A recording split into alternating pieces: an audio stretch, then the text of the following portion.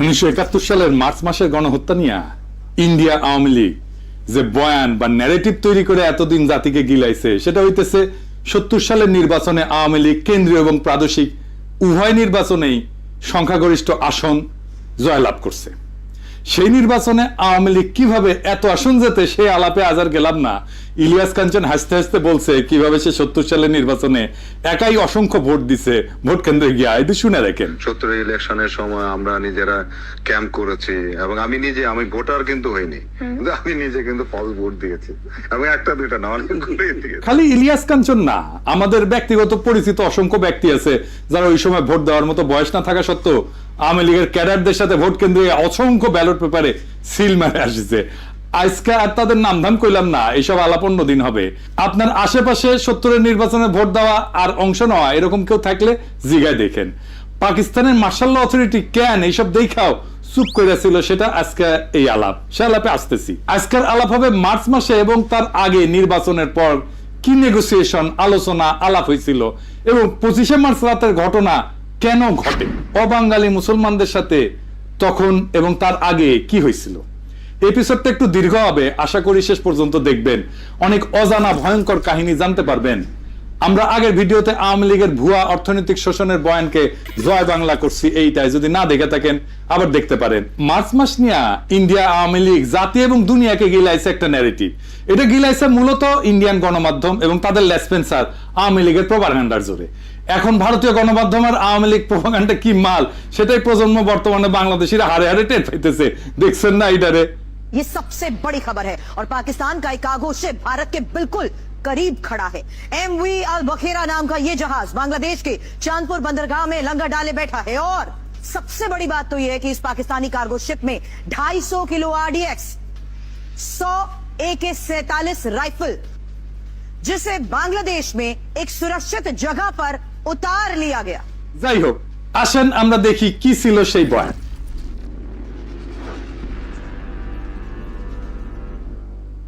সেই বয়ান বলে 1970 সালের ডিসেম্বর মাসে পাকিস্তানের নির্বাচনে আওয়ামী লীগ সংখ্যাগরিষ্ঠ আসন পায়। আওয়ামী লীগের বিজয় দেখা পশ্চিম পাকিস্তানের শাসক গোষ্ঠী ভীত সন্ত্রস্ত হইয়া পড়ে। তারপরে ক্ষমতা হস্তান্তরে তারা তালবাহানা শুরু করে।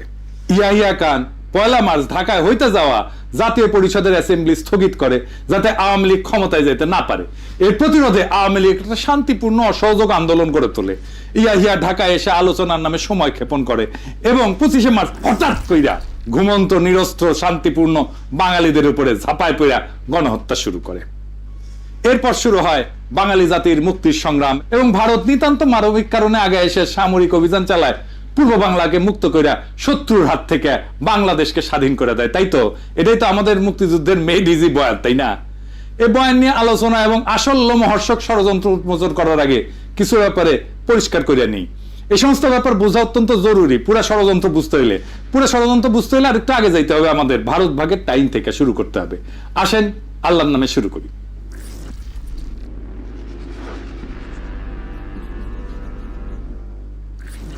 উনিশশো 1947 সালে পাকিস্তান এবং ভারত ব্রিটিশ সাম্রাজ্যের ডোমিনিয়ন হিসেবে স্বাধীনতা লাভ করে। ডোমিনিয়ন আর রিপাবলিকের মধ্যে পার্থক্য হচ্ছে, ডোমিনিয়ন কার্যত স্বাধীন হইলেও সেটা ব্রিটিশ সাম্রাজ্যের অংশ। একটা ডোমিনিয়নের রাষ্ট্রপ্রধান ইংল্যান্ডের রাজা বা রানী, তবে ডোমিনিয়নের পার্লামেন্ট বা আইনসভার স্বাধীনতা আছে। তারা যদি চায় তাদের আইনসভা নিজেদেরকে রিপাবলিক ঘোষণা কইরা ইংল্যান্ডের সাথে সম্পূর্ণভাবে সম্পর্ক ছেদ করতে পারে, তখন তাদের নিজস্ব রাষ্ট্রপ্রধান থাকবে। ভারত 1950 সালে নিজেদের সংবিধান রচনা করে রিপাবলিক ঘোষণা করে। পাকিস্তান 1956 সালে সংবিধান রচনা করে রিপাবলিক ঘোষণা করে। পরে ব্রিটিশ সাম্রাজ্য ডোমিনিয়ন শব্দ বাদ দিয়ে কমনওয়েলথ শব্দ চালু করে।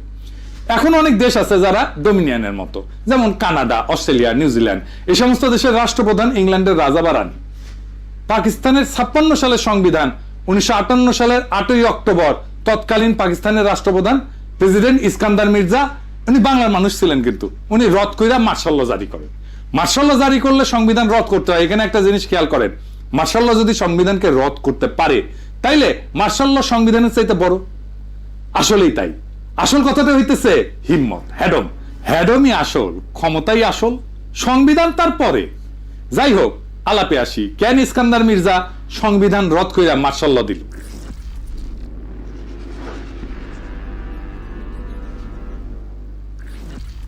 এর পিছনে মূল কারণ ছিল পূর্ব পাকিস্তানের প্রাদেশিক পার্লামেন্টে আওয়ামী লীগ এবং শেরে বাংলা একে ফজলুল হকের কৃষক শ্রমিক পার্টির মধ্যে ভয়াবহ মারপিট হয়। পার্লামেন্টের ভিতরে ডেপুটি স্পিকার শাহিদ আলীকে পিটায় হত্যা করা হয়।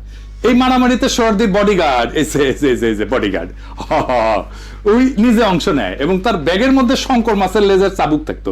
তাকে সেই চাবুক বের করে মারামারি করতে সবাই দেখছে। স্পিকার শাহিদ আলীকে কে মারছে এটা বলা মুশকিল, তার মাথায় গুরুতর আঘাত লাগে এবং চিকিৎসাধীন অবস্থায় মারা যান। ওই সময় কেন্দ্রে প্রধানমন্ত্রী ছিল রিপাবলিকান পার্টির ফিরোজ খান্নু। আওয়ামী লীগ এবং কৃষক শ্রমিক পার্টির সাথে জোট কইরা বিভিন্ন কারণে তখনকার সরকার অনেক ফ্যাজাইল বা ভঙ্গুর ছিল, কারণ পার্টির সদস্যরা অন্য দলের সাথে আতাত কইরা ফ্লোর ক্রসিং করে সরকারের বিরুদ্ধে ভোট দিয়ে সরকার ফেলাই দিত। এই সমস্ত কারণে প্লাস মির্জা নিজের স্বার্থে সংবিধান বাতিল করে মার্শাল ল জারি করে। মার্শাল ল মানে রাষ্ট্রের প্রেসিডেন্ট, চিফ মার্শাল অ্যাডমিনিস্ট্রেটর বিভিন্ন মার্শাল ল রেগুলেশন জারি করে রাষ্ট্র পরিচালনা করবে যতদিন না সংবিধান আসতেছে। রাষ্ট্রে কোনো আইনসভা থাকবে না। মার্শাল ল জারি করার পর ইস্কান্দার মির্জা যে টেকনিক খেলা এতদিন রাজনীতিবিদদের ল্যাং মেরে আসছিল, সে একই টেকনিক খেলে সেনাবাহিনী কমান্ডার ইন চিফ আইয়ুব খানকে ল্যাং মারার পরিকল্পনা করে। আইয়ুব খান অন্য ধাতুতে গড়া মানুষ ছিল, রাজনীতিবিদদের মতো অত সহজে ফাঁদে পা না দিয়া নিজে ইস্কান্দার মির্জাকে গদি থেকে ভাগায় দেয়, জয় বাংলা করে দেয়। আইয়ুব খান মার্শাল ল দিয়া দেশ পরিচালনা করে। এরপর 1962 সালে সংবিধান প্রণয়ন করে। 1956 এবং 62 এই দুই সংবিধানেই পাকিস্তানের দুই প্রদেশ পশ্চিম পাকিস্তান এবং পূর্ব পাকিস্তানকে প্যারিটি অথবা সমতা দেওয়া হয়। এর মানে হইতেছে পাকিস্তানের কেন্দ্রীয় আইনসভার দুই প্রদেশ থেকে সমান সংখ্যক আইনসভার সদস্য থাকবে। যেমন 62 থেকে 65 সালে পাকিস্তানের তৃতীয় আইনসভায় পূর্ব পাকিস্তানে 78 জন, পশ্চিম পাকিস্তানে 78 জন ছিল। 65 থেকে 69 সালেও পাকিস্তানের চতুর্থ আইনসভায় উভয় প্রদেশ থেকে 78 জন করে মোট 156 জন ছিল। এই প্যারিটির ফর্মুলার পিছনে একটা ইতিহাস আছে, এটা একটু জানা আসি।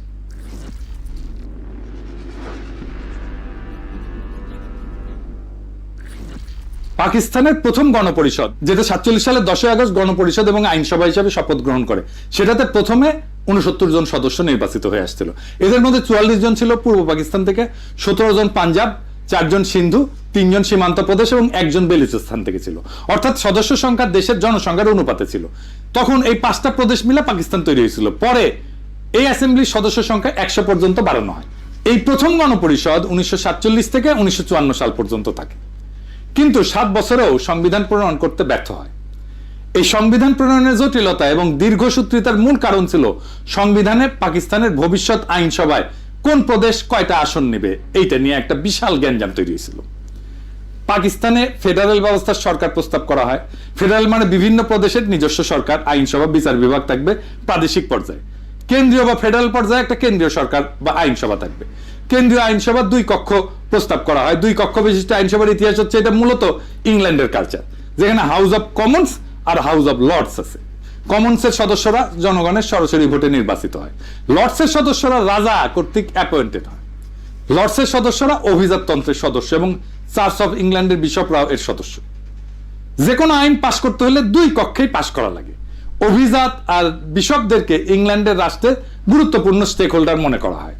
এই জন্য এদের জন্য একটা উচ্চ কক্ষ আইনসভা বানায়, যারা কমন্সের পাশ করা বিল স্ক্রুটিনাইজ করে, দেখে নিজেদের মধ্যে ভোটাভুটি করে অ্যাপ্রুভ করে অথবা রিজেক্ট করে।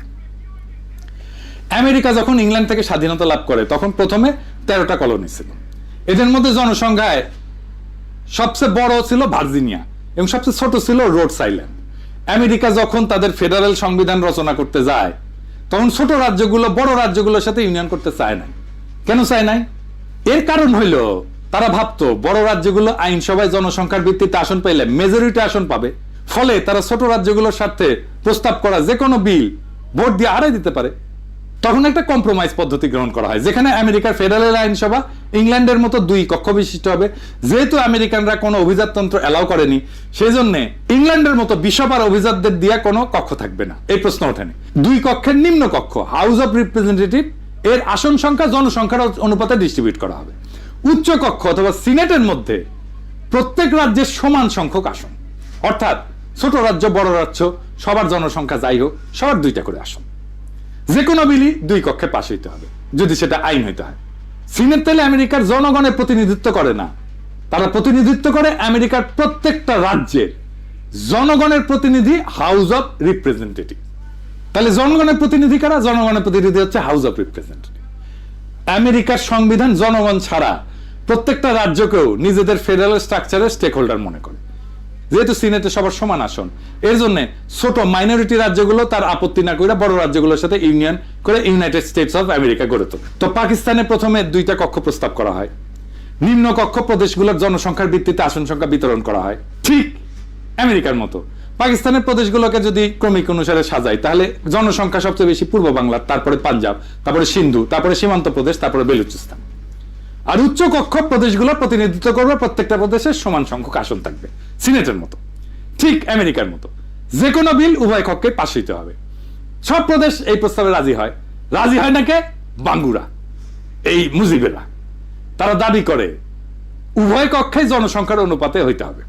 তাতে যারা উভয় পক্ষে মেজরিটি থাকে, তাদেরকে যতই বোঝানোর চেষ্টা করা হয় উভয় কক্ষে যদি জনসংখ্যার অনুপাতে হয়, তাহলে 2টা কক্ষের দরকার কি, একটা কক্ষ হইলেই তো হয়। সোহরাওয়ার্দী বডিগার্ডের মাথায় এর চাইতে গাড়পেলি বুদ্ধি আর আসার কথা। আর একটা কক্ষই যদি হয়, প্রদেশগুলোর যদি রিপ্রেজেন্টেশন নাই থাকে, তাহলে ফেডারেল সরকার ব্যবস্থা প্রত্যেকটা প্রদেশের আলাদা সরকার আইনসভার দরকার কি? একটা একক কেন্দ্রীয় সরকার ব্যবস্থা থাকলেই তো হয়, যেখানে আইনসভা জনসংখ্যার ভিত্তিতে হবে এবং একটা লেয়ারের সরকার থাকবে। যেমন চীন একটা লেয়ারের সরকার, একটা কেন্দ্রীয় শাসনের দেশ, এটার ইংরেজিতে কয় ইউনিটারি দেশ। এখানে প্রদেশগুলোর আলাদা সরকার বা আইনসভা নাই। তো বাঙ্গুদের যদি মেজরিটি এতই প্রিয় হয়, তারা ইউনিটারি সরকার নিক, দেশে কোনো প্রাদেশিক সরকার থাকারই দরকার নাই। কিন্তু বাঙ্গুরা অনর, তারা কিছুতেই বুঝবেন না। তারা ফেডারেল নিবে, প্রাদেশিক সরকার রাখবে, কেন্দ্রে 2টা কক্ষ রাখবে, আবার 2টাতেই মেজরিটি নিবে। মানে পুরো মামা বাড়ির আবদার। আমি নায়িকার মতো সুন্দর মাইয়া চাই, সেই মাইয়া আবার রন্ধন কর্মে সুনিপুণা হবে, কাজের বুয়ার মতো কাজ করবে, পরিপেটে হয়ে সাইজা থাকবে, বাপের একমাত্র কন্যা হবে, শ্বশুরের অগাধ ধন সম্পদ থাকবে, গাইতে জানবে, নাচতে জানবে, মানে তার সব লাগবে। পশ্চিম পাকিস্তানের নিশ্চয়ই ভাবিছিল কিসে পইলাম কোদা। তো বাঙ্গুদের এই গর্তুমির জন্য পাকিস্তানের সংবিধান প্রণয়ন প্রায় পুরা 9 বছর আটকাইছে। এই 9 বছর মানে 47 থেকে 56 পর্যন্ত পাকিস্তান ডমিনিয়ন হিসেবে থাকে। এবং ব্রিটিশ আমলে গভর্নমেন্ট অফ ইন্ডিয়া অ্যাক্ট, 35-এর ইন্ডিয়ান ইন্ডিপেন্ডেন্স অ্যাক্ট এবং 47-এর এই 2টা আইনকে সংবিধান হিসেবে গ্রহণ করে অপারেট করে। পরে বাঙ্গুদের বোঝানোর জন্য, মানানোর জন্য 56 সালে প্যারিটি ফর্মুলা প্রপোজ করা হয়, যেটাতে পাঞ্জাব, সিন্ধু, সীমান্ত আর বেলুচিস্তান মিলে পশ্চিম পাকিস্তান এবং পূর্ব বাংলাকে পূর্ব পাকিস্তানের 2টা প্রদেশ হিসেবে গঠন করা হয়। উভয় প্রদেশের জনসংখ্যার অনুপাত 50-এর কাছাকাছি, একদিকে 56%, একদিকে 44%। যেহেতু উভয় প্রদেশের সমান আসন, যাতে কেউ কাউকে ডমিনেট করার প্রশ্ন না ওঠে, সবাই সমান সমান। যেহেতু এই প্রস্তাবে পশ্চিম অঞ্চল পাকিস্তানের 4টা প্রদেশ মিলে একটা ইউনিট গঠন করা হয়, তাই এই প্রস্তাবের নাম হয় 1 ইউনিট প্রপোজাল।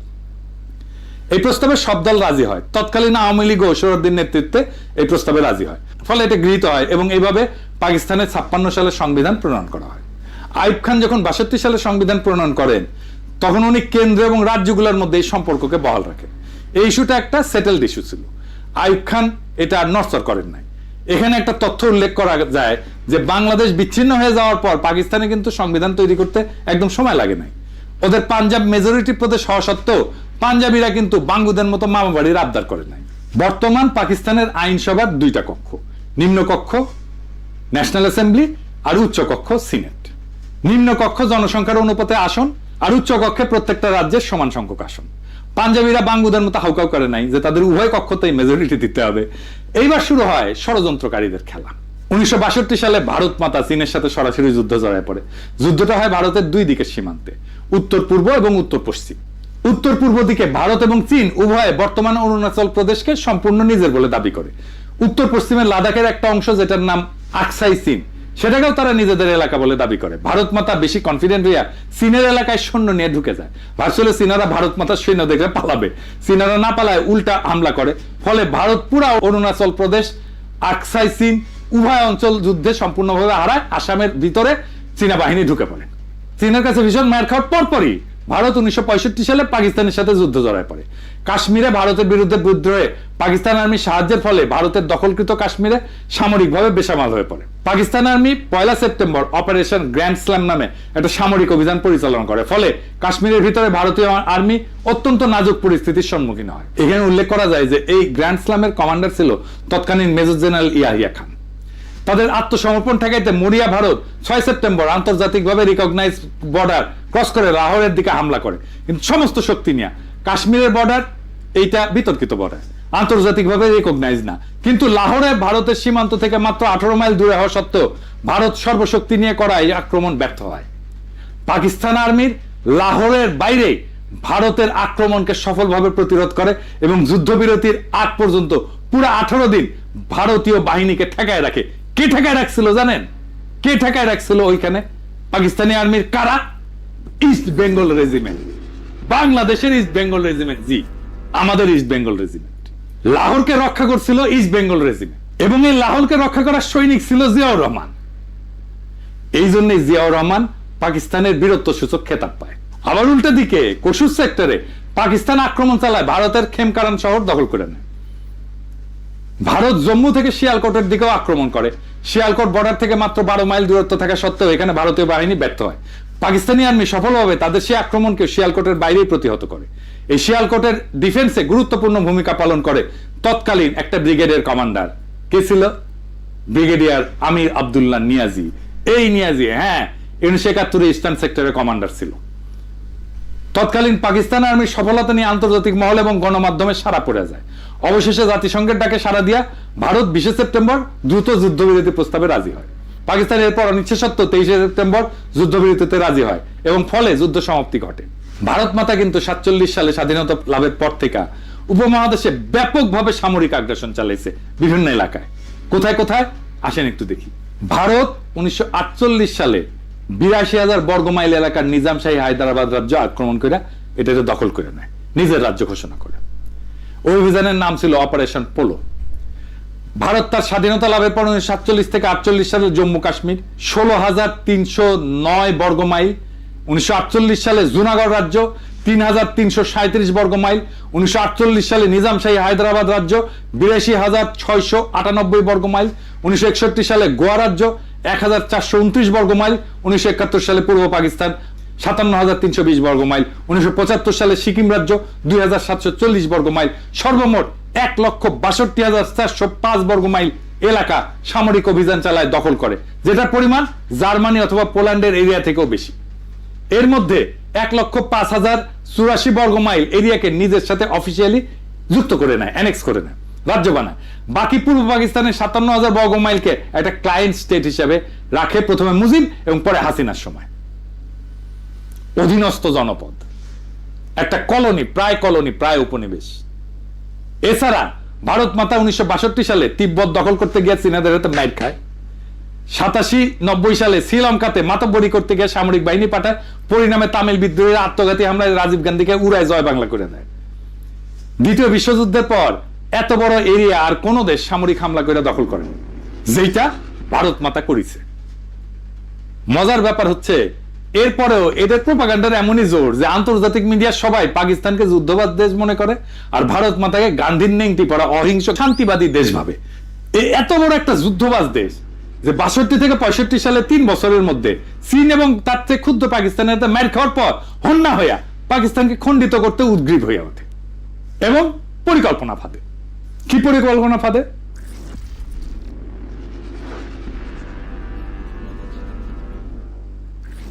সে তাদের এজেন্ট শেখ মুজিব সোহরাওয়ার্দীর বডিগার্ডের মাধ্যমে ঠিক করে 65 সালে যুদ্ধের পর 6 দফাকে উপস্থাপন করে। ভারত পাকিস্তানের যুদ্ধ হয় 65 সালের সেপ্টেম্বর, মুজিব 6 দফা উত্থাপন করে 66 সালের ফেব্রুয়ারিতে। কিরকম মজার একটা কাকতালীয় ব্যাপার, তাই না? তাই না এডিটর সাহেব? মেলা দিন পরে কাউয়ার কথা মনে আসলো। কাউয়ার সাউন্ড দেবেন না? জোরে দেন, আরো জোরে, আরো জোরে। হয়েছে কাকতালীয়, তাই কাউয়ার সাউন্ড, বুঝছাও? 6 দফা এবং এর মধ্যে পাকিস্তানের অর্থনৈতিক শোষণের ভুয়া বয়ানকে আমাদের আগের এপিসোডে আমরা বিস্তারিত আলোচনা করে সেই বয়ানকে জয় বাংলা করে দিছি না? ভারতীয় এজেন্টরা আগে থেকেই প্রস্তুত ছিল এটা নিয়ে। গত এপিসোডে 6 দফা প্রণেতাদের মুখোশ উন্মোচন করা হয়েছে। আজকে আর একজন মুখ্য চরিত্রের মুখোশ উন্মোচন করা হবে, তার নাম সিরাজুল আলম খান। সিরাজুল আলম খান ঢাকা বিশ্ববিদ্যালয়ের ছাত্রলীগের মধ্যে ভারতীয় এজেন্ডা বাস্তবায়নে 60-এর দশকের প্রথম থেকেই কোমর বেঁধে নামে পড়ে। 71 সালের মার্চ মাস পর্যন্ত সমস্ত আলোচনা ভণ্ডুল করা এবং গৃহযুদ্ধ লাগানোর পিছনে তার অনেক ভূমিকা আছে। সে পূর্ব পরিকল্পনা মতো গৃহযুদ্ধ লাগানোর জন্য সর্বাত্মক চেষ্টা করে, যাতে তার গুরু ভারত সামরিক অভিযান চালানোর একটা অজুহাত খুঁজে পায়। এই সিরাজুল আলম সম্পর্কে একটা অত্যন্ত গুরুত্বপূর্ণ তথ্য হচ্ছে, উনি ছিলেন এক ভারতীয় রয়্যাল এজেন্টের অত্যন্ত ঘনিষ্ঠ এবং শিষ্য। তিনি মাঝে মাঝে কলকাতা যেতেন এবং গেলে সেই এজেন্টের কলকাতার ভবানীপুরের রাজেন্দ্রপুর লেনের বাসাতেই উঠতেন এবং থাকতেন। সেই এজেন্টের কলকাতায় বাড়ি ছাড়াও বাংলাদেশেও বাড়ি ছিল এবং তিনি বাংলাদেশের নাগরিকও ছিলেন। আওয়ামী লীগের সংসদ সদস্য ছিলেন এবং আওয়ামী লীগের সংসদ সদস্য হিসেবে ৭৩-এর কারচুপির নির্বাচনে তৎকালীন বাকেরগঞ্জ 14 আসন, বর্তমানে পিরোজপুর 1 আসন, যেটা বর্তমানে আল্লামা দেলোয়ার হোসেন সাইদির আসন, ওইখানে এমপি নির্বাচিত হয়েছিলেন। শেখ মুজিব জয় বাংলা হয়ে যাওয়ার পরে ৭৫-এ সে ব্যক্তি আবার ইন্ডিয়া চলে যায়। তার নাম চিত্তরঞ্জন সুতার। এবার আসেন চিত্তরঞ্জন সুতারকে একটু চিনে নিই। এই চিত্তরঞ্জন সুতার 1971 সালের পর ইন্দিরা গান্ধীর সাথে দেখা কইরা বাংলাদেশকে পুরোপুরি ভারতের সাথে যুক্ত করা, মানে যেভাবে হায়দ্রাবাদ, সিকিম, গোয়া, কাশ্মীরের মতো ভারত একটা প্রদেশ করছিল, ওইরকম প্রদেশ করতে বলছিল। ভারত প্রথমে আওয়ামী লীগের সাথে 7 দফা চুক্তি করে সেই পথে আগাচ্ছিল। পরে বিভিন্ন কারণে ইন্দিরা গান্ধী বাংলাদেশকে ক্লায়েন্ট স্টেট হিসেবে রাখাটাকে ডিসাইড করে। পরবর্তীতে কংগ্রেসের প্রেসিডেন্ট জ্ঞানী জৈল সিং এটাকে ইন্দিরার সবচেয়ে বড় ব্লান্ডার হিসেবে আখ্যা দিছিল। আমাকে শেখ হাসিনাকে যখন এই ব্যাপারে ব্যক্তিগতভাবে প্রশ্ন করা হয়, মেজর আশরাফ তার এনটিভি সাক্ষাৎকারে বলেন, তার ছোট বোন রেহানা আমার স্ত্রীর ক্লাসমেট ছিল। এই বিষয়গুলো নিয়ে তার প্রতি একটা শ্রদ্ধা আমার ছিল এবং সেইভাবে সেই শ্রদ্ধা হিসাবে তাকে আমি রিসিভ করেছি, not as an official duty but এই কারণেই। এবং ওনাকে আমার বাসায় নিয়ে এসেছি, উনি এসেছেন আমার বাসায় খেয়েছেন। একটি ঘটনা যখন থেকে তার প্রতি আমি একদম অসন্তুষ্ট হয়ে যাই, তার প্রতি আমার বিরাগ আমার জন্মগ্রহণ করে সৃষ্টি হয়, সেটা হচ্ছে সেই সময় আপনার যদি মনে থাকে বিচিত্রা বলে একটা সাপ্তাহিক পত্রিকা ছিল, শাহাদত হোসেন উনি ছিলেন তার এডিটর। জয়েল সিং বলে নামে একজন ভারতীয় প্রেসিডেন্ট ছিলেন। তার যখন টার্মস যখন এক্সপায়ার হয়ে যায় তখন ওই জয়েল সিং এর সঙ্গে জ্ঞানী জয়েল সিং তার সঙ্গে আমাদের শাহাদত সাহেব একটা ইন্টারভিউ নিয়েছিলেন। তো বাংলাদেশ ভারতের সম্পর্কের উপর আলোকপাত করতে যেয়ে জয়েল সিং সাহেব বলেছিলেন, the greatest blunder of India was to have withdrawn the troops from Bangladesh 1971। এটা শাহাদত সাহেবকে বলেছিলাম। আমি যখন এটা পড়লাম, পড়ার পর আমার মনটা খুব খারাপ লাগছে যে কিভাবে এইরকম একটা উক্তি করতে পারে। তো এর কিছুদিন পরেই শেখ হাসিনা যখন আসলেন, ওনাকে আমি বললাম, আমি তাকে রিসিভ করে জানেন, আমি বললাম যে ম্যাডাম আপনি জানেন এরকম একটা বক্তব্য দিয়েছি, and you know what was her response? সে তো ঠিকই বলেছে। উত্তর ছিল, সে তো ঠিকই বলছে। এদের কাছে স্বাধীন বাংলাদেশ ছিল বাংলাদেশের মানুষকে উজবুক বানানোর একটা মূলা। এরা সবসময় নিজেদেরকে ভারতের প্রদেশ হিসেবে কল্পনা করে। এদের পূর্ব বাংলার মুসলমানদের সংস্কৃতি, ধর্ম নিয়ে ব্যাপক বিদ্বেষ। পৃথিবীর সর্ববৃহৎ মুসলিম রাষ্ট্র হিসেবে পাকিস্তান এই উপমহাদেশের মুসলমানদের বাসভূমি হিসেবে টিকে থাকলে এদের এজেন্ডা বাস্তবায়নে ব্যাপক বাধা আসবে। সেই জন্যই পাকিস্তানকে ভাঙতে হবে। পরে চিত্তরঞ্জন সুতার আবার বাংলাদেশে ফিরে আসে এবং কালিদাস বৈদ্যের সাথে বঙ্গভূমি আন্দোলন গড়ে তোলে ইন্ডিয়ার সাহায্য নিয়ে। এই প্রজন্ম বঙ্গভূমি আন্দোলন সম্পর্কে জানে না। কি ছিল সেই বঙ্গভূমি আন্দোলনে?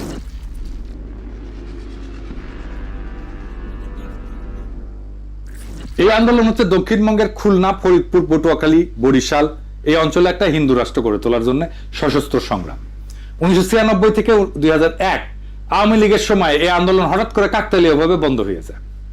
এরপরে বিএনপির সময় আসলে এটা আবার ভারতের এজেন্ডা বাস্তবায়ন করতে নেমে পড়ে। 2004 সালে ফেব্রুয়ারি মাসে এরা হিন্দু প্রজাতন্ত্রের ঘোষণা দিয়ে আবার অ্যাক্টিভ হয়। ভারত তাদেরকে অ্যাক্টিভ করে রহস্যজনকভাবে। এর ঠিক পরে সেই 2004 সালে বাংলাদেশে গ্রেনেড হামলা থেকে শুরু করে একের পর এক নাটক ঘটা শুরু করে। ভারত তার পরিকল্পনা অনুযায়ী বাংলাদেশকে অস্থিতিশীল করে তোলে এবং 2007 সালে ভারতের ঘোড়া উপহার পাওয়া কুলাঙ্গার মইনুল আহমেদ ভারতের 111 প্লেবুক মতি মাহমুদের সাহায্যে বাস্তবায়ন করলে ভারতের আর বঙ্গভূমির মাধ্যমে ষড়যন্ত্র করার দরকার থাকে না। ম্যাজিকের মতো সাথে সাথে বঙ্গভূমি আন্দোলন ভ্যানিশ হয়ে যায়। এরপরের ইতিহাস সবার জানা। এই হচ্ছে সিরাজুল আলম খানের আসল রূপ। এইবার আগের কথায় ফিরে আস।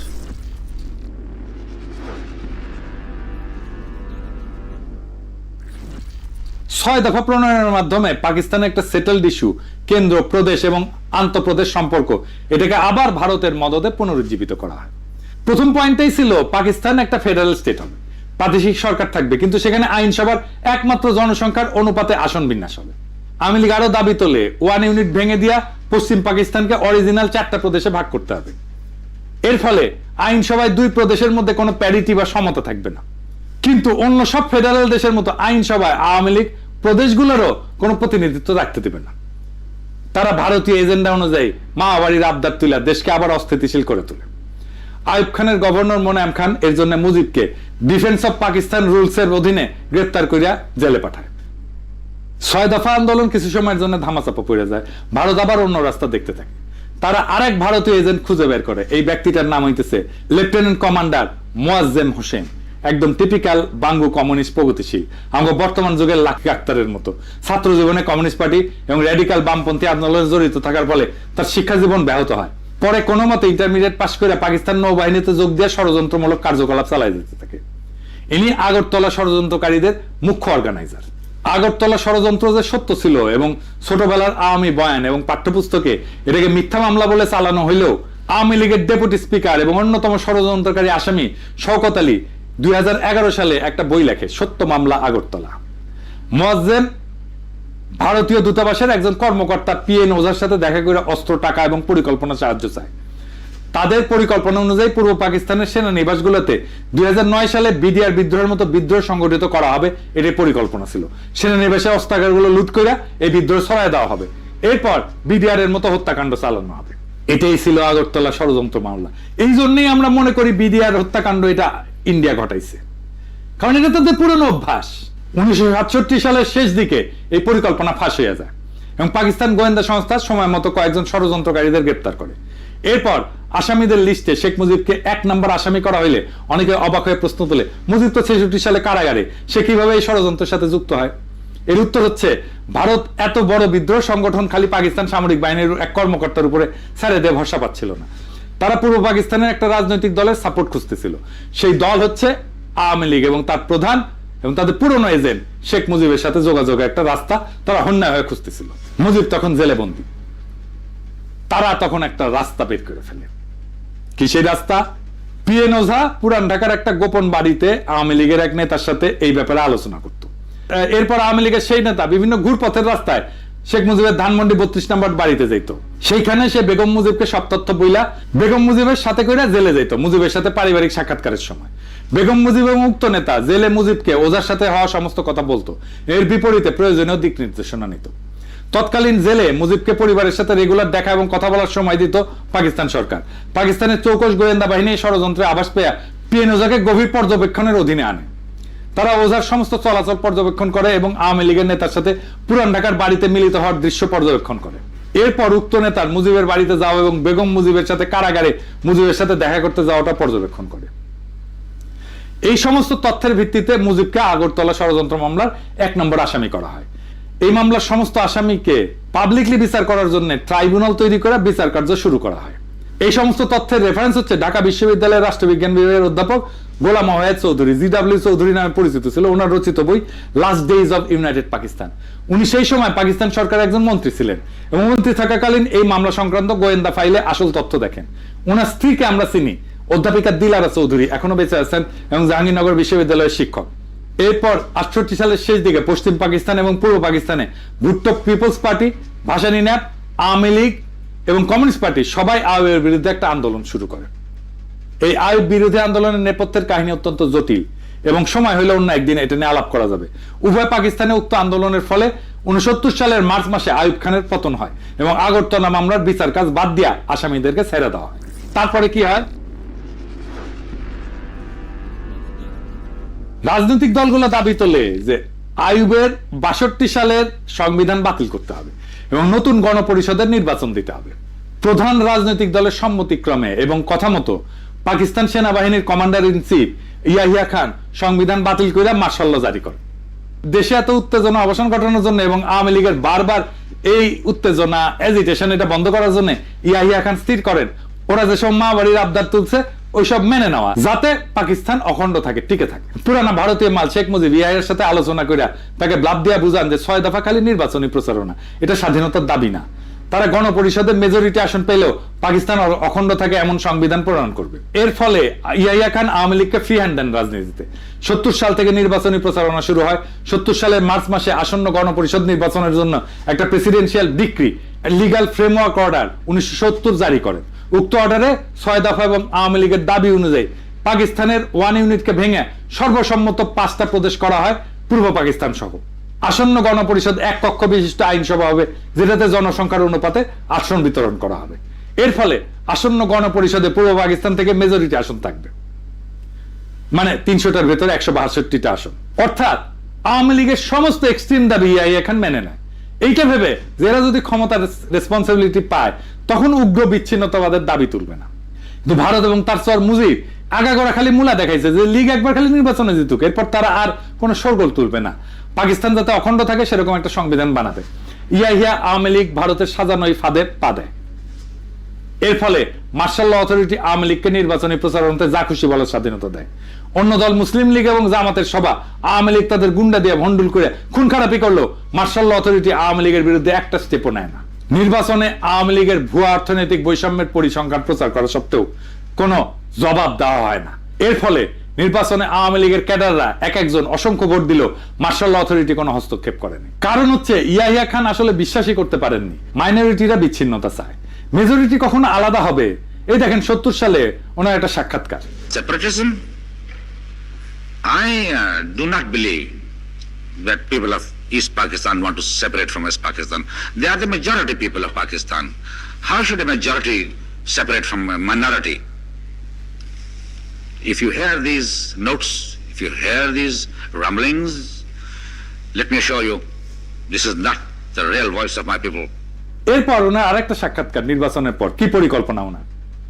After these elections, is it your intention to remain as president, or will you, as you said many times, get back to being an army man? Well, my intention of remaining a president has nothing to do with me. In the process of democracy, the government will elect their president. And unless I offer myself for that election, I can't remain a president. And I'm not offering myself to be president. You are not. No, I'm not offering myself president. I'm not.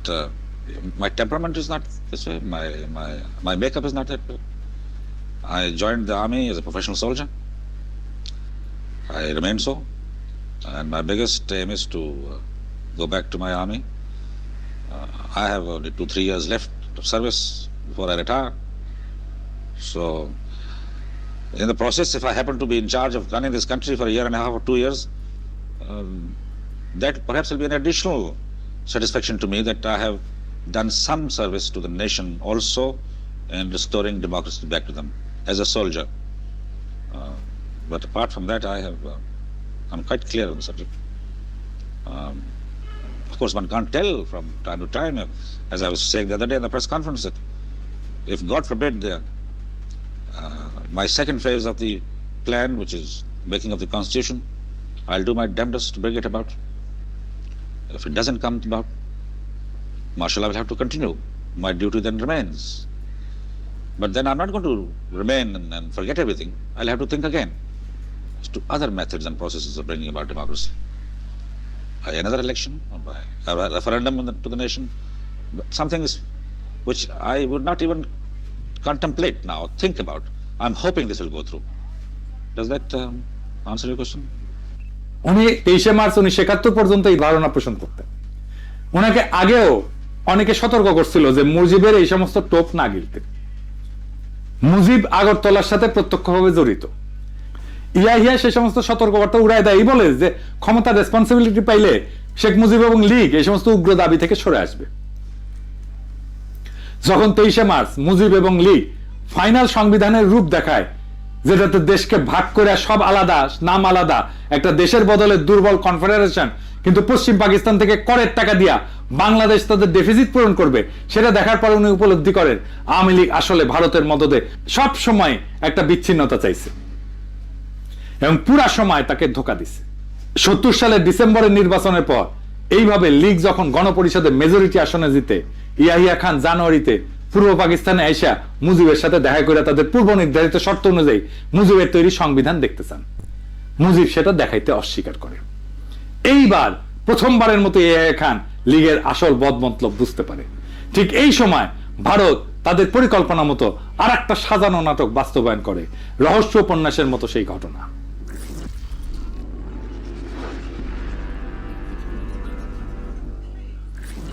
কাশ্মীরের শ্রীনগর থেকে 2 জন কাশ্মীরি যারা রয়ের agent হিসেবে কাজ করত, ভারতীয় এয়ারলাইন্সের একটা ফকার প্লেন নাম গঙ্গা হাইজ্যাক করে লাহোরে নিয়ে যায়। সেখানে সব যাত্রীকে ছেড়ে দিয়া প্লেনটা ধ্বংস করে ফেলে। প্লেনটা খুব পুরাতন ছিল এবং অলরেডি সেটাকে সার্ভিস থেকে উইথড্র করা হয়েছিল। কিন্তু হাইজ্যাকিং এর কিছুদিন আগে আবার প্লেনটাকে ফ্লাইটে নামানো হয়। ভারত কেমন সিফা দেখেন, মানে নিজেদের একটা বাতিল করা পুরানো বিমান বিসর্জন দেয় এইভাবে দিয়া অন্যের যাত্রা ভঙ্গ করে। পাকিস্তানের তদন্ত কমিশনে ভারতের এই ষড়যন্ত্র প্রকাশ পায়। ভারত এই সুতা ধইরা ভারতের উপর দিয়ে পাকিস্তানের বিমান চলাচল বন্ধ করে দেয়।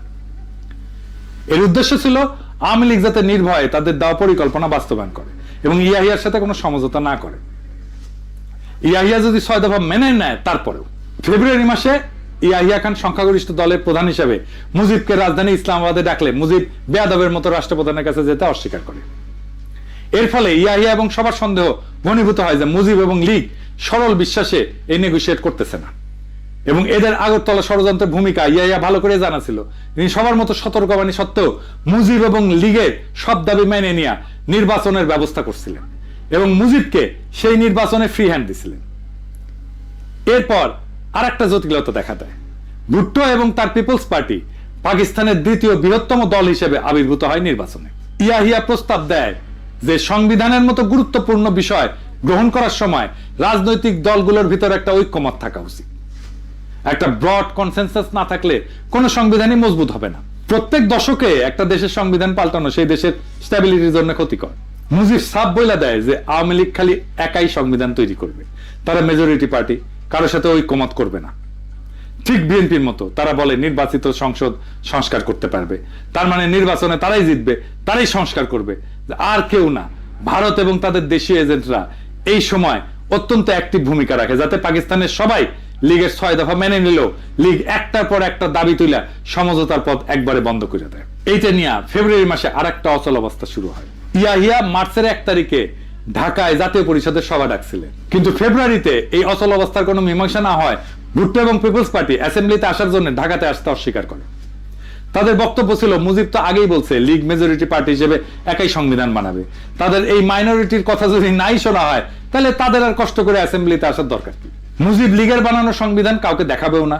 কাজে অত্যন্ত যুক্তিসঙ্গত ভাবে সবাই ধরে নেয় এরকম মার্কা মারা একজন ভারতের এজেন্ট অ্যাসেম্বলিতে ভারতের প্রচারণা মতো যেই সংবিধান বানাবে সেটাতে খালি পূর্ব পাকিস্তান না, পশ্চিম পাকিস্তানের রাজ্যগুলোর ভিতরেও এমন সংঘর্ষ তৈরি করবে যাতে পুরো পাকিস্তান এক ঢিলে জয় বাংলা হয়ে যায়। এর আভাস 71 ফেব্রুয়ারিতেই পাওয়া যায়। আওয়ামী লীগের আদর্শিক গুরু বাঙ্গু বাম প্রগতিশীলদের সংগঠন, ভারতের বিশিষ্ট লেসপেন্সার কমিউনিস্ট পার্টির ছাত্র সংগঠন ছাত্র ইউনিয়ন, আমাদের শাহবাগী লাঠির সংগঠন ফেব্রুয়ারি মাসে তাদের জরুরি কাউন্সিল মিটিং এ 14 দফা প্রণয়ন করে। এর মধ্যে সবচেয়ে গুরুত্বপূর্ণ দফা হচ্ছে আসন্ন সংবিধানে পাকিস্তানের যে মূল 5টা ভাষাভাষী জাতির অবস্থান, উহাদের সকলকে পাকিস্তানের ফেডারেশন হতে বিচ্ছিন্ন হইয়া স্বতন্ত্র স্বাধীন সার্বভৌম রাষ্ট্র গঠনের অধিকার সহ পূর্ণ আত্মনিয়ন্ত্রণের অধিকার দিতে হবে। চিন্তা করেন। অথচ এই ছাত্র ইউনিয়ন করা আমাকে মতি মাহফুজের কাছে যদি ভারতের উত্তর পূর্ব অঞ্চলের স্বাধীনতার কথা বলা হয়, 7 সিস্টারের স্বাধীনতার কথা বলা হয়, তারা তেলে বেগুনে জ্বলে ওঠে। ক্রমশই ব্যাপার স্পষ্ট হয়ে উঠতে থাকে যে লীগের আসল উদ্দেশ্য খালি পূর্ব পাকিস্তান না, সম্পূর্ণ পাকিস্তানকে ধ্বংস করা। এদেরকে যতই কনসেশন দেওয়া হচ্ছে এরা একটার পর একটা দাবি তুলতেই আছে এবং এরা যে বাস্তবে ভারতের জন্য পাকিস্তান ধ্বংস করতে উদ্গ্রীব সেটা বর্ণনা আমার গত এপিসোডে করছি 6 দফা প্রণয়নকারীদের মুখোশ উন্মোচনে। এখানে উল্লেখ করা যায় যে মুজিব এবং লীগ যদি পাকিস্তানকে অখণ্ড স্ট্রং রেখে কোনো সংবিধান বানায় সেটা দেখাই তো ভুট্টোর বাপেরও সাধ্য ছিল না মুজিব এবং লীগের ক্ষমতা যাওয়া ঠেকানো। সে সময় পশ্চিম পাকিস্তানের সাধারণ মানুষের কিরকম মনোভাব ছিল তার একটা উদাহরণ দেখাচ্ছি। অধ্যাপক সাজ্জাদ হোসেনের বই থেকে, তার 71 স্মৃতি থেকে উদ্ধৃত করতেছি। মুজিব যদি একাই সংবিধান বানাতে চায় সেটাতেও ইয়াহিয়া এবং পশ্চিমে কোনো আপত্তি ছিল না, সেটা যদি পাকিস্তানকে ধ্বংস না করে। কিন্তু মুজিব তার তৈরি সংবিধানের খসড়া স্বাভাবিক কারণে ভারতের প্ররোচনায় দেখাতে অস্বীকার করে।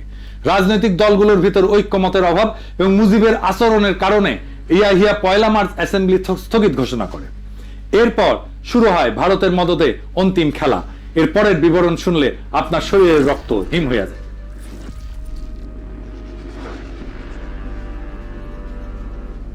প্রথমে আমাদের জানতে হবে 71 সালে তৎকালীন পূর্ব পাকিস্তানে অবাঙালি মুসলমান কারা। 47 সালে দেশভাগের পর ভারতের উত্তরপ্রদেশ, বিহার, হায়দ্রাবাদ থেকে অসংখ্য মুসলমান পাকিস্তানে হিজরত করে। এদের কিছু অংশ পশ্চিম পাকিস্তানে যায়, কিছু অংশ পূর্ব পাকিস্তানে এসে বসবাস শুরু করে। পূর্ব পাকিস্তানে এদের সংখ্যা আনুমানিক কয়েক মিলিয়ন ছিল। এছাড়া পূর্ব পাকিস্তানের দেশের অন্যান্য জেলা থেকেও পাঞ্জাব, পশতু, সিন্ধি ইত্যাদি প্রদেশ এবং জেলার মানুষ এসে চাকরি, ব্যবসা বাণিজ্য ইত্যাদি কারণে বসবাস শুরু করে। চাকমা রাজা ত্রিদীপ রায় তার বই দ্য ডিপার্টেড মেলোডিতে লোমহর্ষক সব ঘটনার বিবরণ দিচ্ছেন। সেসব ঘটনা তার এলাকার লোকজন চাক্ষুষ দেখছেন। তার বইয়ের এই পাতার বিবরণ দেখেন। এছাড়া রাজা মার্চের প্রথম দিকে ঢাকায় অবস্থান করছিলেন আসন্ন আইনসভায় যোগদানের উদ্দেশ্যে। ঢাকার ঘটনা উনি নিজে প্রত্যক্ষ করছেন। মার্চ মাসে 3-4 তারিখের রাতে আওয়ামী ক্যাডাররা চিটাগাং এর পাহাড়তলির কাছে একটা অবাঙালি মুসলমান কলোনি ফিরোজ শাহ কলোনিতে রাতের গভীরে আগুন লাগায়। সেটাতে ওই রাতে কলোনির 700 বাড়িঘর পুড়ে ছাই হয়ে যায় এবং সেখানে ঘুমায় থাকা পরিবারের পরিজনে সবাই আগুনে পুড়ে মারা যায়। 700 বাড়িতে বাচ্চা সহ একটা পরিবারে গড়ে 6 জন করে হইলেও 4500 মানুষ। কল্পনা করলেও অবাক। এরপর আরো কাণ্ড দেখে, যারা ওই অগ্নিকাণ্ডের সময় বাড়ি থেকে বের হয়ে বাঁচতে পারছিল, আওয়ামী লীগের গুন্ডারা তাদেরকে বাইরে ঘিরে হত্যা করে। শহরের অন্য এলাকায় আরো 300 অবাঙালি মুসলমানকে ওই রাতে হত্যা করা হয়। এই ঘটনার পরেও ইয়াহিয়া খান নেগোশিয়েট করার চেষ্টা করছেন। আর্মি অধিকাংশ সময় ব্যারাকেই ছিল। এসবের পরেও ইয়াহিয়া 25 তারিখ পর্যন্ত নেগোশিয়েট করতে চাইছেন। এরপর খালি চিটাগাং না, খুলনাতে একই সময় লীগ অবাঙালি মুসলমানদের দোকানপাট, বাড়িঘর লুটপাট, অগ্নিসংযোগ করা শুরু করে। এর ফলে 57 জন নিহত হয়। ঢাকাতে এই সময় অবাঙালি মুসলমানদের দোকানপাট, বাড়িঘর, অগ্নিসংযোগ এবং লুটপাট করা দেদারছে। শহরের বিভিন্ন জায়গায় চেকপোস্ট বসায় তাদের থেকে টাকা পয়সা, সোনা দানা প্রকাশ্যে লীগের গুন্ডারা ছিনতাই করতে থাকে। গুলিস্তানে নাচ সিনেমা হল, গুলিস্তান সিনেমা এবং একটা চীনা রেস্তোরাঁ ছিল এক অবাঙালি ভদ্রলোকের, নাম দোসানি। সবকিছু রাতারাতি পুড়ায় দেওয়া হয়। ফার্মগেটে কিছু অবাঙালি মুসলমানদের বাসাও পুড়ায় দেওয়া হয়। এছাড়া ঢাকা শহরে অসংখ্য জায়গায় বিভিন্ন ধরনের হামলা, অগ্নিসংযোগ, অবাঙালিদের রাস্তায় থামায় জিনিসপত্র লুটপাট করা শুরু হয়। 3রা মার্চেই শখানেকের বেশি নিহত এবং আহত বা অবাঙালি মুসলমানদের ঢাকা মেডিকেল হসপিটালে নেওয়া হয়। দেখছেন, একই রকম 24-এ একই কাজ করছে আওয়ামী লীগ, একই কাজ করছে। এত সব প্রভোকেশনের পরেও আর্মি কিছুই করে নাই। ইয়াহিয়া নিজে ঢাকায় এসে নেগোশিয়েট করার চেষ্টা করছে। এমনকি আর্মির এক ক্রিটিক পর্যন্ত পাকিস্তান আর্মির ডিসিপ্লিনের প্রশংসা করছে ওই সময়। দেখেন, চট্টগ্রাম, রাঙামাটির আরো অনেক লোমহর্ষক ঘটনা চাকমা রাজা প্রত্যক্ষ করছেন। আসেন সেগুলো একটু দেখি। লীগের গুন্ডারা মার্চের শেষে অবাঙালিদের জড়ো করে হত্যা করা শুরু করে। কাপ্তাই বিদ্যুৎ কেন্দ্রে মোটর লঞ্চে বিশাল সংখ্যক অবাঙালি মুসলমান নারী এবং শিশুদেরকে জড়ো কইরা খাগড়াছড়ির দিকে নিয়ে রওনা দেয়। প্রতিমধ্যে নারীদেরকে ক্রমাগত ধর্ষণ করা হয়। কিছুদিন পর খাগড়াছড়ি পৌঁছায় সবাইকে ট্রেনের পাশে দাঁড় করায় গুলি করে হত্যা করা হয়। একজন আহত মানুষ বেঁচে জঙ্গলে পালায় যায়, সেখানে চাকমারা তাকে সেবা শুশ্রূষা করে। তার কাছ থেকে এই সমস্ত ভয়ঙ্কর কাহিনী শোনে চাকমারা। রাঙামাটির বাঙালি সাব ডিভিশনাল অফিসার, যে দেখতে নিরীহ প্রকৃতির এক 50 মানুষ ছিলেন, সেই কাপ্তাইতে এক পাকিস্তানি অফিসারের স্ত্রীকে কিডন্যাপ করিয়া সবশেষে দয়া পরবশ হয়ে তাকে হত্যা করা হয়। রাজার এলাকায় পুলিশের রিজার্ভ ইন্সপেক্টর ছিল একজন মুহাজির বিহারি। তাকে তার স্ত্রী এবং 10 বছরের কন্যার সাথে হত্যা করা হয়। চাকমারা রাতের বেলায় গুলির শব্দ শুনে পরের দিন সকালে যখন খোঁজ করতে যায়, গিয়ে এদের লাশ পায়। ছোট মেয়েটির মৃতদেহ কপালে হাত দিয়ে পড়েছিল। কপাল থেকে হাত সরাইলে ওইখানে গুলির ছিদ্র পাওয়া যায়। নুরুজ্জামান খান নামে এক মহৎ হৃদয়ের পাঠান ছিল, ওখানে বসবাস করত এবং চাকমা বাঙালি সবার কাছে জনপ্রিয় ছিল। সবাইকে বিপদে সাহায্য করত। তাকেও বাঙ্গু বিদ্রোহীরা ধরে নিয়ে গুলি করে হত্যা করে। এবার ব্রাহ্মণবাড়িয়ার একটা ঘটনা দেখেন। ব্রাহ্মণবাড়িয়াতে এক সাংবাদিক চাক্ষুষ 82 অবাঙালি শিশুর মৃতদেহ এবং 300-র মতো প্রাপ্তবয়স্কের মৃতদেহ দেখেন, যাদেরকে বাঙ্গু এবং লীগের গুন্ডারা এবং বিদ্রোহীরা হত্যা করে ফেলে রেখে যায়। ময়মনসিংহ একটা অবাঙালি কলোনির 5000 জনের মধ্যে মাত্র 25 জন জীবিত ছিল, সবাইকে খুন করে ফেলে। একজন অ্যাসিস্ট্যান্ট পোস্টমাস্টার তার পরিবার হারানোর কথা বলতে বলতে কান্নায় ভেঙে পড়ে। আর্মি যখন ময়মনসিংহে মুভ করে, তখন এক মসজিদের ইমাম, যে তার মসজিদে 1500 নারী শিশুকে আশ্রয় দিয়েছিল, তাদেরকে উদ্ধার করে। এসব অপরাধ অধিকাংশ করছে আওয়ামী লীগের ক্যাডারেরা। এইরকম এক পার্সি পরিবারের ঘটনা আছে, যারা বেনাপোলের দিকে পালায় যাচ্ছিল, যাদেরকে আওয়ামী বাঙ্গুরা পুরা পরিবার সহ হত্যা করে। বগুড়ার সান্তাহারে হাজার হাজার অবাঙালিদের হত্যা করা হয়েছে, সেসবের সাক্ষী এখনো জীবিত। যশোরে এই ভদ্রলোককে আওয়ামী বাঙ্গুরা হত্যা করে। এই মৃতদের ছবি পাকিস্তান আর্মির বর্বরতা বলে চালায় দেওয়া হয়। এরপরে দেখেন একটা ভয়ঙ্কর দৃশ্য। এই ছবিটা বিখ্যাত নিউজউইক পত্রিকায় 12 এপ্রিল 1971 সালে প্রকাশিত হয়েছিল। ছবিতে একদল আওয়ামী বাঙ্গু একজন পাকিস্তানি সিএসপি অফিসার তাকে হত্যা কইরা তার মাথা কেটে ক্যামেরার সামনে পোজ দিতেছে। ভদ্রলোকের নাম ছিল ওয়াকার নাসিম বাট। কুষ্টিয়ার দিকে পোস্টেড ছিলেন। মার্চের সময় যখন দেশে অরাজকতা, এইটা দেখে সবাই যখন চলে যাচ্ছিল, উনি ওনার অফিসেই ছিলেন। কল্পনাও করতে পারেন নাই ওনার নিজের দেশের মানুষ বিনা কারণে ওনাকে হত্যা করবে। জয়দেবপুর ক্যান্টনমেন্টে বাঙালি সৈন্যরা বিদ্রোহ করে যাওয়ার সময় পশ্চিম পাকিস্তানি জেসিও অফিসারদের কোয়ার্টারে ঢুকে তাদের পুরো পরিবারকে হত্যা করে রেখে যায়। এইসব ভয়ঙ্কর ঘটনার সম্পূর্ণ বিবরণ পাঠ করতে গেলে 1001 আরব রজনী পার হয়ে যাবে। এখানে সব নাম, তারিখ, প্রত্যক্ষদর্শী, বিবরণ, রেফারেন্স সহ দেওয়া আছে, যেখান থেকে কয়েকটা মাত্র আপনাদেরকে শোনালাম। আমি বাঙ্গুরে কি আশা করে এরপর নিজেদের পরিবার এবং অন্যদের সাথে এই সমস্ত ভয়ঙ্কর দৃশ্য মার্চের একদম প্রথম থেকে দেখার পর পাকিস্তানি আর্মি কি তাদের জড়ায় ধরে চুমা দিবে? এরপরও প্রথম 25 দিন ইয়াহিয়া খান একদম চুপ ছিল, এই আশায় যে হয়তো আওয়ামী লীগ শেষ পর্যন্ত কোনো মীমাংসাতে আসতেও পারে। কিন্তু হায়, উনি যদি জানতেন ভারত এবং আওয়ামী লীগ আরো কি দাবি রাখছে সামনে। আওয়ামী বাঙ্গুরা কিন্তু এই সমস্ত আকাম গণহত্যা করে ঠিকই ভারতে পালিয়ে গেছিল। যাওয়ার সময় লগে করে এক গাদা ব্যাংকলোরের টাকাও নিয়ে গেছিল। ওইসব টাকা দিয়া তারা সোনাগাছিতে বিছানা কাঁপাইছে, মৌজ মাস্তি করছে, দেশের মানুষকে আর্মির চোখে অপরাধী করে চরম বিপদের মুখে ফেলে নিজেরা ভাগছে। এখন যেমন হাসিনা আর লীগের পান্ডারা ভারতে ভাগছে, ঠিক সেই রকম। জেনারেল নিয়াজি কিন্তু মার্চে এখানে ছিল না। জেনারেল একটা উক্তি নিয়ে বাঙ্গুরা খুব হইচি করে। উক্তিটা ছিল এরকম যে আমি এই বেজম্মা জাতের চেহারা পাল্টাই দিব, তারা আমাকে কি পাইছে। এই উক্তিটার ব্যাকগ্রাউন্ড হচ্ছে জেনারেল নিয়াজি 9 থেকে 10 এপ্রিল এই ফ্রন্টের দায়িত্ব নিয়ে এখানে আসে। 10 এপ্রিল উনি টেক ওভার করে হেডকোয়ার্টারে একটা ব্রিফিং নিচ্ছিলেন। ওই ব্রিফিং এ চিটাগাং, রাঙামাটি, ময়মনসিংহ, সান্তাহার, খুলনা, যশোর, সারা দেশের এই সমস্ত লোমহর্ষক কাহিনী শুনতে শুনতে উনি হঠাৎ করে ইমোশনাল হয়ে উত্তেজিত হয় এবং এই উক্তিটা করেন। পরে কয়েকদিন পর মাথা ঠান্ডা করে 15 এপ্রিল আর একটা কঠোর অর্ডার জারি করে, যেখানে পাকিস্তানি আর্মির কেউ যদি কোনো প্রতিহিংসামূলক কিছু করে তাদের বিরুদ্ধে কঠোর ব্যবস্থা নেওয়ার অর্ডার দেন। দেখেন, এরপরেও আপনারা দেখেন এত সব ভয়ঙ্কর ঘটনার পরও পশ্চিম পাকিস্তানে কোনো বাঙালির বিরুদ্ধে একটা প্রতিশোধমূলক ঘটনা ঘটছে? ঘটে নাই। এমনকি পূর্ব পাকিস্তানে সোহরাওয়ার্দীর বডিগার্ডের পুরা গোষ্ঠীকে খাওয়ায় পড়ায় রাখলো। হাসিনার গর্ভে নমরুদের ডেলিভারি করলো হাসপাতালে নিয়ে গিয়ে। যেসব বাঙালি বিদ্রোহ করে নাই তারাও বহাল তবিয়তে থাকলো। বিমান বাহিনীর মতিউর রহমান দেশের ছুটি শেষ করিয়া আবার পশ্চিম পাকিস্তানি ইউনিটে জয়েন করলো। এরকম অসংখ্য ঘটনা আছে। তো মার্চ মাসে অ্যাসেম্বলি স্থগিত করার পর যখন ভারতীয় নীল নকশাতে আওয়ামী লীগ সারা দেশে অবাঙালি মুসলমানদের উপরে তাণ্ডব হত্যাযজ্ঞ শুরু করে, Yahya Khan 6 March অ্যাসেম্বলির date 25 March ঘোষণা করেন। এরপর 15 মার্চ উনি প্রেসিডেন্ট হয়ে নিজে এসে মুজিবকে বোঝানোর ট্রাই করেন, যাতে আওয়ামী লীগ নিজের ইচ্ছা মতো এজেন্ডা বাস্তবায়নে ক্ষমতা চাইলে ক্ষমতা নিক, কিন্তু পাকিস্তান যাতে ধ্বংস না হয়। মার্চ 15 থেকে 23 পর্যন্ত এই আলোচনা চলে। এই নেগোসিয়েশনের ডিটেইলস বর্ণনা সিজন এন্ড রোজ এই বইয়ের এই গবেষণা বইতে আছে। মার্চের 16 থেকে 17 দিকে আলোচনাতে নিয়ে আওয়ামী লীগ আসলে কি চায় সেটা জানতে চায়। আওয়ামী লীগ বলে ইমিডিয়েট মার্শাল ল উইথড্র করে প্রোক্লেমেশন জারি করতে হবে। ইয়াহিয়া এই প্রস্তাবে রাজি হয়। আওয়ামী লীগ চায় গণপরিষদের অধিবেশন বসতে হবে। গণপরিষদের 2টা কমিটি থাকবে, একটা পূর্ব পাকিস্তানের আর একটা পশ্চিম পাকিস্তানের। 2 কমিটি প্রাদেশিক সংবিধান তৈরি করে পরে একত্র হয়ে একটা যৌথ সংবিধান বানাবে। সংবিধান তৈরি হওয়ার আগ পর্যন্ত মাঝখানে অন্তর্বর্তীকালীন সময়ে ইয়াহিয়া রাষ্ট্রপতি হিসেবে থাকবে। রাজনৈতিক দলগুলো থেকে মন্ত্রী নিয়োগ দিয়ে একটা ক্যাবিনেট গঠন করবে। ইয়াহিয়া সব প্রস্তাবে রাজি হয়ে 19 মার্চ আওয়ামী লীগকেই বলে যে ওরা যা চায় সেভাবে প্রোক্লেমেশনটা ড্রাফট করে দিতে। উনি এটা জারি করে দেবেন। ওনার এই প্রস্তাবে আওয়ামী লীগ হকচকায় যায়। উনি যে এইভাবে সবকিছু দিয়ে দেবে সেটা তারা ভাবতেও পারে না। এইভাবে যদি ক্রাইসিস আসলেই সলভ হয়ে যায় তাহলে তো ভারত এবং তার সর সিরাজুল আলম খান এবং আওয়ামী লীগ যে গৃহযুদ্ধ বাজানোর পরিকল্পনা করছে সেটা ভেস্তে যায়। তারা এবার গাইগুই করে পড়ে প্রোক্লেমেশন ইয়াহিয়াকে ড্রাফট করতে হবে। ইয়াহিয়ার টিম সেদিনই আওয়ামী লীগের সমস্ত দাবি যুক্ত করে একটা প্রোক্লেমেশন ড্রাফট করে দেয়। সেই প্রোক্লেমেশনে আওয়ামী লীগের স্বায়ত্ত শাসনের সমস্ত দাবি ইনক্লুড করা হয়। আওয়ামী লীগ যদি সত্যি অটোনমি চাইতো তারা সেই প্রস্তাব লুফে নিত। কি ছিল সেই প্রোক্লেমেশনে? ওনার সেই বই থেকে, যে সিজন এন্ড রোজের বই থেকেই আমরা এই প্রোক্লেমেশনটা দেখি, পড়ে শোনাই। মূলটা এরই পাবেন, ইংরেজিতে লিখেছে। ইংরেজি যেহেতু লিখেছে তাহলে ঠিকই লিখেছে, আমি বাংলায় করছি।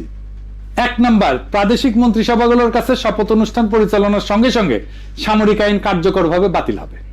2 নাম্বার, 1969 সালের 4 এপ্রিলের অস্থায়ী সংবিধান আদেশ, প্রভিন্সিয়াল কনস্টিটিউশনাল অর্ডার একটা নতুন সংবিধান কার্যকর না হওয়া পর্যন্ত মৌলিক আইন হিসেবে বলবৎ থাকবে। 3 নাম্বার, অন্তর্বর্তীকালীন সময়ে ইয়াহিয়া রাষ্ট্রপতি হিসেবে দায়িত্ব পালন করবেন। 4 নাম্বার, রাষ্ট্রপতি অস্থায়ী সংবিধান আদেশ এবং 62 সালের সংবিধান অনুসারে ক্ষমতা প্রয়োগ করবেন। 5 নাম্বার, পূর্ব ও পশ্চিম পাকিস্তানের প্রতিনিধিদের মধ্যে থেকে একটা কেন্দ্রীয় মন্ত্রিসভা গঠন করা হবে। 6 নাম্বার, জাতীয় পরিষদ বা 1962 সালের সংবিধান অনুযায়ী কার্যক্রম চালাবে। তবে পূর্ব পাকিস্তানের জন্য সীমাবদ্ধতা এবং সংশোধনী সমূহ পৃথকভাবে নির্ধারণ করে নেওয়া হবে। 7 নাম্বার, প্রাদেশিক পরিষদগুলোর কার্যাবলী 1962 সালের সংবিধান অনুযায়ী হবে, তবে পূর্ব পাকিস্তানের জন্য বিশেষ ব্যতিক্রম থাকবে। 8 নাম্বার, প্রাদেশিক গভর্নরদের রাষ্ট্রপতি নিয়োগ করবেন প্রাদেশিক সংসদীয় দলের নেতৃবৃন্দের সাথে পরামর্শ করে। তারা রাষ্ট্রপতির ইচ্ছাধীনভাবে দায়িত্ব পালন করবেন এবং তাদের সহায়তার একটা মন্ত্রিসভা থাকবে যার নেতৃত্বে একজন মুখ্যমন্ত্রী থাকবেন, যিনি গভর্নরকে পরামর্শ এবং সহায়তা প্রদান করবেন। 9 নাম্বার, প্রাদেশিক সরকার গঠনের 7 দিনের মধ্যে 2টা সংবিধান কমিটি, একটা ঢাকা এবং একটা ইসলামাবাদে গঠন করা হবে, যার কাজ হবে প্রত্যেকটা প্রদেশের জন্য সংবিধানে অন্তর্ভুক্তির জন্য প্রয়োজনীয় বিশেষ বিধান এবং শর্তাবলী নির্ধারণ করা। জাতীয় পরিষদ কর্তৃক সংবিধান প্রণয়নের আগে রাষ্ট্রপতি এই কমিটিগুলো আহ্বান করবে। 10 নাম্বার, যদি কোনো প্রদেশের গভর্নর বা অন্য কোনো সূত্রে রাষ্ট্রপতির কাছে প্রতীয়মান হয় প্রদেশের সরকার কার্যকরভাবে পরিচালিত হতে পারছে না, তাহলে রাষ্ট্রপতি একটা প্রোক্লেমেশনের মাধ্যমে ওই প্রদেশের নির্বাহী কার্যাবলীর সব বা কোনো একটা নিজের হাতে নিতে পারবে। ইয়াহিয়া এত কিছুর পর, এত অবাঙালিদের উপরে হত্যাযজ্ঞের পরেও, এই সমস্ত কনসেশন দিয়া প্রোক্লেমেশন সাবমিট করার পরেও আওয়ামী লীগ আবার হকচকায় যায়। তারা তাদের গুরু ভারত এবং তাদের এজেন্টদের কথা মতো আরো মামাবাড়ির আবদারের মতো একটার পর একটা শর্ত জুড়ে দিতে থাকে, যাতে আলোচনা ভেস্তে যায় এবং গৃহযুদ্ধ লাগে। তাদের পূর্ব পরিকল্পনা মতো ওই গৃহযুদ্ধে ভারত হস্তক্ষেপ করে পূর্ব বাংলাকে তার ক্লায়েন্ট বানাবে। এরপর তারা ওপার বাংলা আর ভারত মাতার সাথে মিলে একাকার হয়ে যাবে এবং রবীন্দ্রসঙ্গীত গাইতে গাইতে বাকি জীবন পার করে দিবে। এবার দেখেন ভারতীয় এজেন্ট সিরাজুল আলম খানের আরেক সহচরে আসমা আব্দুর রবের নিজের মুখে বর্ণনা। 24শে মার্চ অনির্ধারিতভাবে মুজিব ইয়াহিয়ার সাথে দেখা করে এবং তিনি যখন গণভবনে যান দেখা করতে, তখন আমি তার গাড়িতে স্বাধীন বাংলার পতাকাটা জোর করে লাগিয়ে দেই, যদিও ওনার ইচ্ছার বিরুদ্ধে। এবং সেদিন তিনি সর্বশেষ বলে আসেন যে পশ্চিম পাকিস্তান থেকে বাঙালি যে সেনাবাহিনী আছে তাদের বাংলাদেশে পাঠিয়ে দিতে হবে, 2টা কারেন্সি করতে হবে, আলাদা স্টেট ব্যাংক করতে হবে, এমন কিছু দাবি উনি উত্থাপন করেন যেগুলি করলে আসলে পাকিস্তান এক পাকিস্তান থাকে না। 23শে মার্চ আওয়ামী লীগ ওই প্রোক্লেমেশনের উত্তরে এবার নিজেদের প্রোক্লেমেশন জমা দেয়। সেখানে তারা পাকিস্তান রাষ্ট্রভাঙের সমস্ত পয়েন্ট, পাকিস্তানকে এক দুর্বল কেন্দ্রীয় ব্যবস্থা, এমনকি দেশের নাম পর্যন্ত চেঞ্জ করে কনফেডারেশন পাল্টায় তাদের প্রস্তাব সাবমিট করে। একটা কনফেডারেশন হচ্ছে 2টা স্বাধীন দেশের মধ্যে সম্পর্ক, কিন্তু তারা সামার পশ্চিম পাকিস্তানের কর থেকে নিজেদের ডেফিসিট বা ঘাটতি পূরণের পয়েন্ট বহাল রাখে। খালি একবার ঠান্ডা মাথায় ভাবেন প্রস্তাবটা।